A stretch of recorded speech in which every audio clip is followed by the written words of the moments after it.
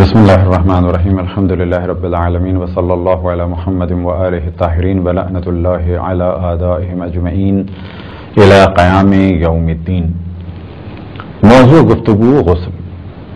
اب تک کچھ مختصر سا تعارف ہوا خواتین کے خاص غسل کے بارے میں، اور اس جانب توجہ دلائی کہ غسل کچھ کیونکہ خواتین کے خاص ہیں اور جن وجوہات کی وجہ سے وہ غسل واجب ہوتے ہیں تو ان وجوہات کو بھی ڈسکس کیا جائے۔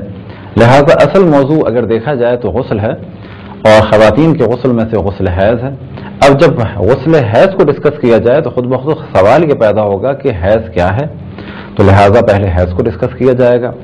اس کے بعد یہ سوال پیدا ہوگا کہ جو خاتون حیض میں مبتلا ہوں ان کے کیا احکام ہیں، لہذا وہ ڈسکس ہوں گے۔ تو اس ہماری گفتگو کا عنوان ہے خون حیض اور اس کی نشانیاں اور خون حیض ثابت ہونے کی شرائط۔ حیض کو عام طور پہ مینسس کہا جاتا ہے، اور تقریباً ساری دنیا میں خواتین حیض کی حد تک تو آشنا ہیں، اسی طریقے سے نفاس سے بھی آشنا ہیں۔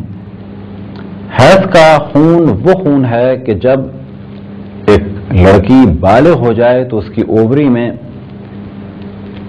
جو سلسلہ شروع ہوتا ہے ایگ بننے کا، یہ کروموزومز کا، اور جس وقت وہ زیادہ ہو جاتے ہیں اور ایک خاص مدت کے بعد ان کو ویسٹ ہونا ہوتا ہے تو ایک سلسلہ شروع ہوتا ہے خاص قسم کی خون ریزی کا، یعنی بلیڈنگ کا۔ اس بلیڈنگ کو کہا جاتا ہے حیض۔ اور ایک دوسرا خون کہ جو بچے کی ولادت کے بعد ہوتا ہے اسے کہا جاتا ہے نفاس۔ لیکن تیسرا بھی یہ خون ہے کہ جس کو سمجھنا آسان ہوگا اگر ان دونوں خونوں کو سمجھ لیا جائے، وہ ہے استحاضہ کا خون۔ اور استحاضہ کا خون کب کلیئر ہوگا اور کب واضح ہوگا؟ وہ جب واضح ہوگا کہ جب حیض کے خون کی شرائط معلوم ہو جائیں، تو خود بخود استحاضہ کی بھی شرائط معلوم ہو جائیں گی کہ خون استحاضہ کب ہے۔ تو پہلے مرحلے میں اس جانب توجہ دلائیں کہ خون حیض کی نشانیاں کیا ہیں اور شرائط کیا ہیں۔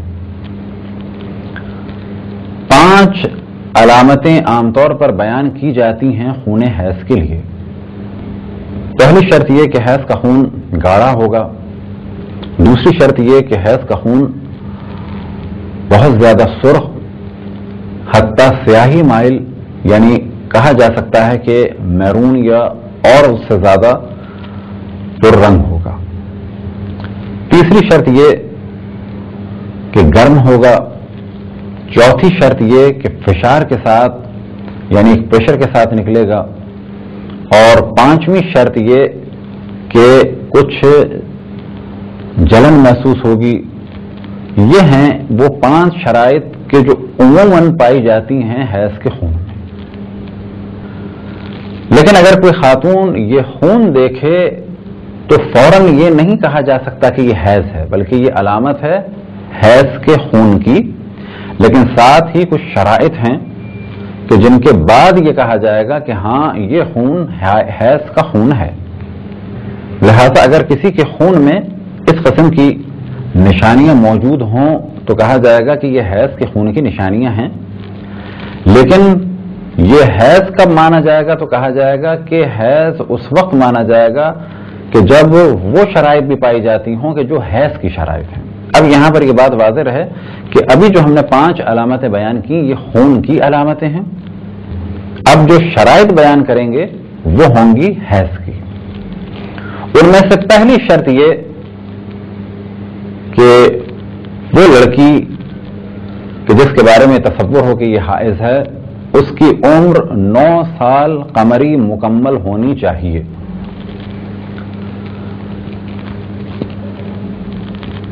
اب اگر کوئی لڑکی ایسا خون دیکھے کہ جس میں حیض والے خون کی شرائط پائی جاتی ہوں لیکن وہ 9 سال قمری مکمل عمر کی نہ ہو تو کہا جائے گا کہ یہ خون حیض نہیں ہے، کیونکہ خون حیض کی شرائط میں سے شرط یہ ہے کہ لڑکی 9 سال قمری یعنی قمری 9 سال کی ہو چکی ہو۔ دوسری شرط یہ کہ جس کا تعلق عمر سے ہے وہ یہ کہ اگر وہ سید ہے تو 60 سال سے زیادہ نہ ہو، اور اگر وہ غیر سید ہے تو 50 سے زیادہ نہ ہو۔ اور بعض جگہ لکھا جاتا ہے سید یا سیدانی کے علاوہ ایک لفظ لکھا جاتا ہے قریشی یا قرشی۔ بس اگر وہ قریشی ہے یعنی قبیلہ قریش سے ہے، کیونکہ اب قبیلہ قریش کی پہچان تقریباً ناممکن ہو چکی ہے، لیکن انہی میں سے ایک شجرہ کہ جو آج دنیا میں پہچانا جاتا ہے وہ ہے سید کا شجرہ، لہذا بعض جگہ آسانی کے لکھ دیا جاتا ہے کہ سید خاتون 60 سال کے بعد اگر خون دیکھے تو وہ حیض نہیں ہے، اور غیر سید خاتون 50 سال کے بعد اگر کوئی خون دیکھے تو وہ حیض نہیں ہوگا۔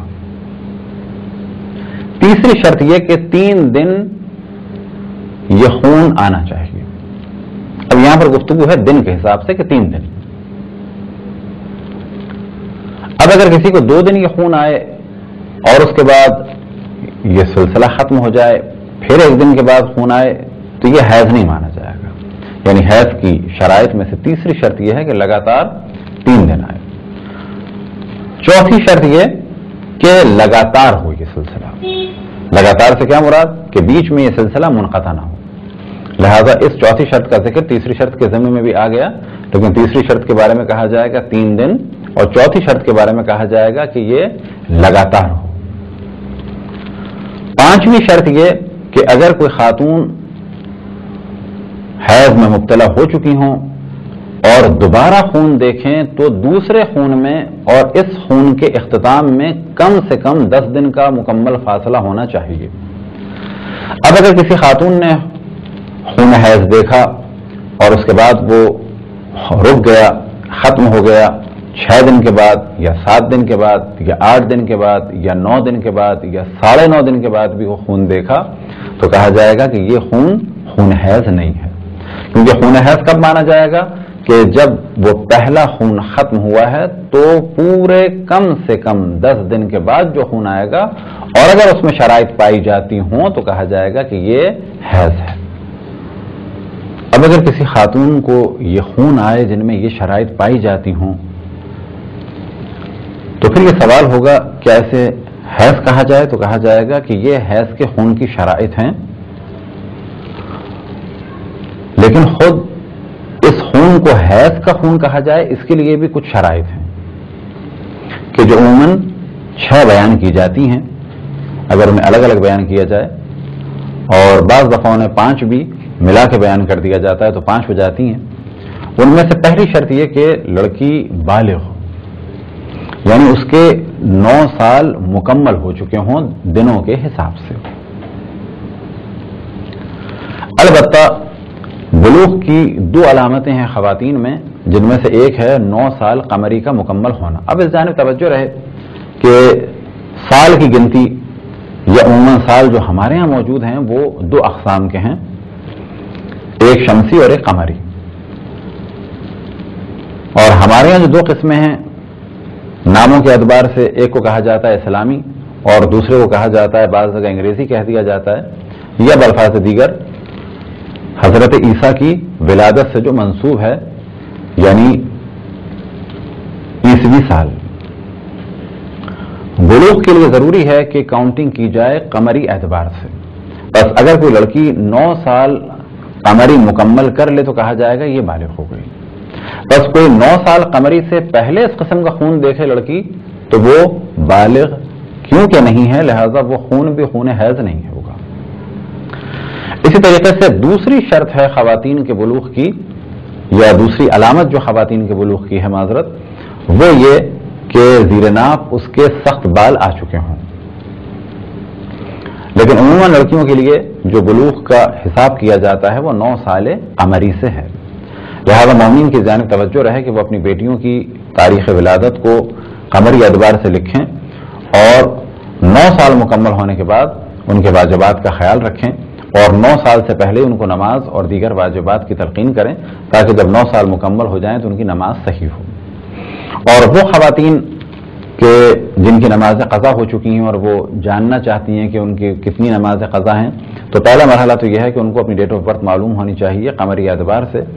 اور اگر کوئی نہ بھی جانتا ہو کہ قمری اعتبار سے ان کی ڈیٹ آف برتھ کیا ہے، تو آج کل بہت آسان ہے کیلکولیٹ کرنا. مختلف ویب سائٹس موجود ہیں کیلنڈرز کے نام سے اور کنورٹ کر دیتے ہیں وہاں پر ڈیٹس کو. تو جو بھی آپ کی تاریخ ہو عیسوی اعتبار سے، کیونکہ وہ ہمارے عام طور پہ لوگ جانتے ہیں کہ عیسوی اعتبار سے کون سی ہماری تاریخ ہے، تو اسے کنورٹ کر لیں قمری تاریخ میں تو معلوم ہو جائے گا کہ آپ کی اس وقت قمری اعتبار سے کتنی عمر ہے. تو پہلی شرط خون حیض کی یہ کہ جو عورت ایسا خون دیکھے کہ جس میں یہ شرائط پائی جاتی ہوں، لیکن حیض کب مانا جائے گا کہ جب وہ بالغ ہو. دوسری شرط یہ کہ وہ یا ایسا نہ ہو. یا ایسا کے معنی نا امید.